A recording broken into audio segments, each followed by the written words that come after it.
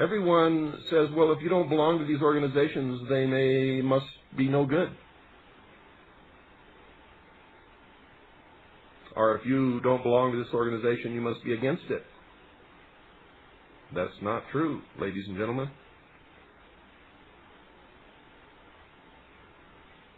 The strength of the American people has always been in their fierce independence. Their ability to use their common sense, and up until about 1913, their ability to discern the truth from a lie. Most people who live upon this earth today wouldn't know the truth if it smacked them right in the nose. My message, ladies and gentlemen, is that unless the human race as a whole, all of us, each individually, learn that we do not need to look to someone else to find the truth, then we will always be slaves. My message is that we must mature, or we will always be children, and children always need a mother and a father, Isis and Osiris. My message is that each one of us must learn to discern the truth, to research, to investigate.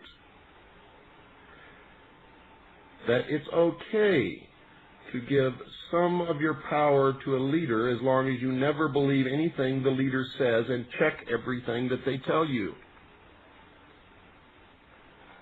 And never do anything upon the orders or suggestion of a leader that you know to be wrong.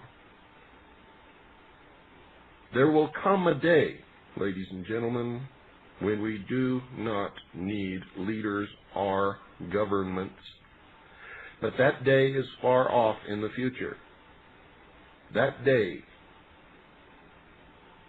is not today. I can look out across this country and around the world, and I can see that. Most people are sheeple, not people at all. Sheeple always need a shepherd. Always. And the shepherd will, because of necessity, fleece the sheep and occasionally lead them to slaughter. And until the sheep learn to become the shepherd of their own selves, this will always be true for mankind in general throughout the world. It will never be true for me, for I have transcended the need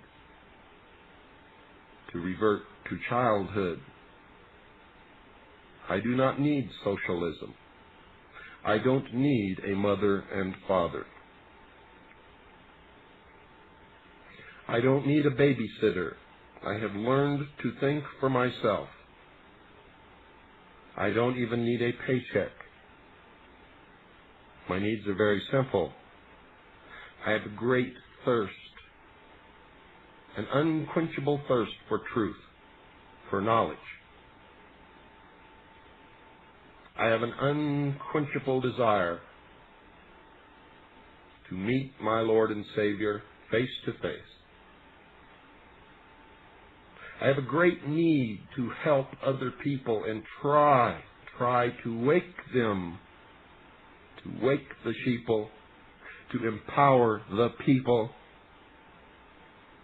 and save freedom for the entire world, not just for this country, but for all people, of all colors, of all religions, of all nationalities, beautiful or ugly or somewhere in between, I don't care.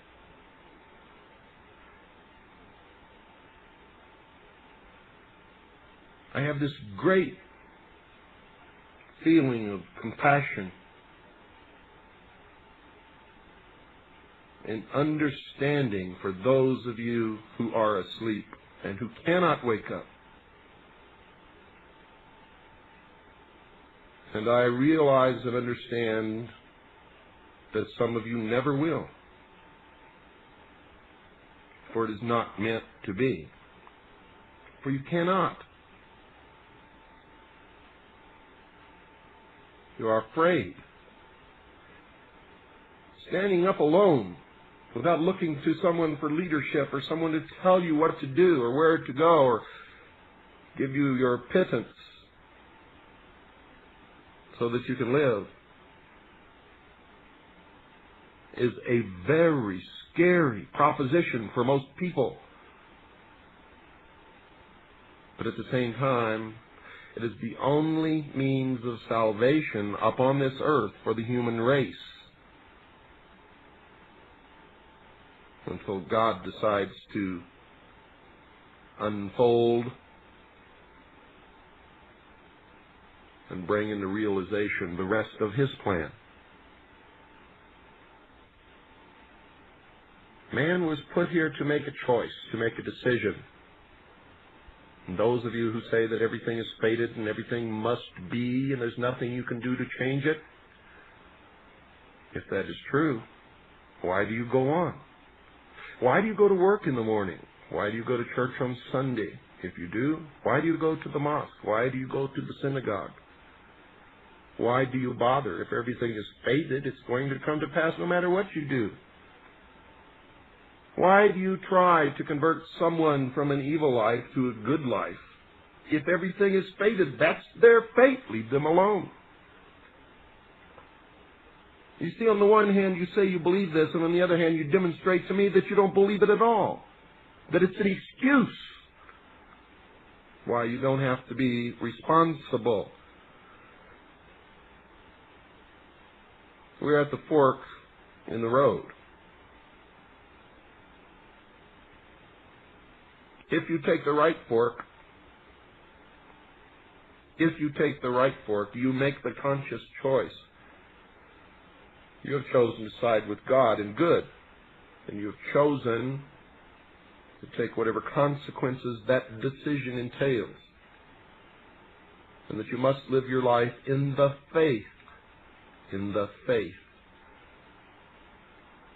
that you must do as Jesus Christ taught us to do, love thy neighbor as thyself, but you must still fight against the enemies of good. You must take a stand. And if you take the left fork, you have chosen to live in the material world, to be ruled, to be led by Lucifer, Satan. You have chosen to live your life by your works, in the sure knowledge and belief that the promise that Satan made in the Garden of Eden is true, and that you will become God. That you will become God.